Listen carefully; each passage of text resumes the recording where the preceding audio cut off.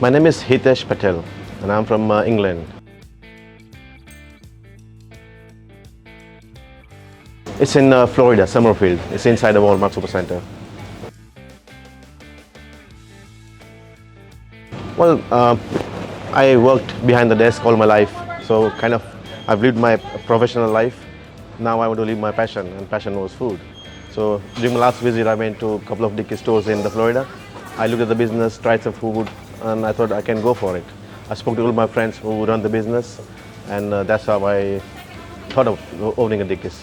Yeah, food was always my passion from my early, almost from when I was, I think 16, 17. I've been cooking since then for family, friends, small events. Not as a professional chef, but that's been my hobby, and it still is my hobby. And I want to actually now make it into a profession, and I want to, live my dream. Training has been really good actually. Like Carlos said, the training initially, I didn't know what was happening, but in a couple of days I got into the rhythm of it. I started loving what I was doing. I learned a lot, and working with a lot of nice people here. I think I can run this business now. I've got a good training from here.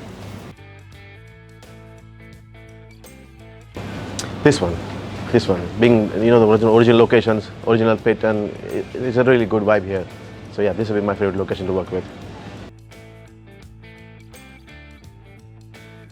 Yeah, I've looked at my demographics. It's all mainly retirees, old people, old care homes around me. In fact, my store is in the middle of the villages, which is the largest retirement community in the US.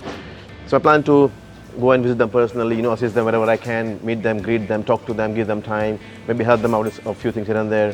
So I'll actually be going out to them, meet them in person, connecting people, knowing people.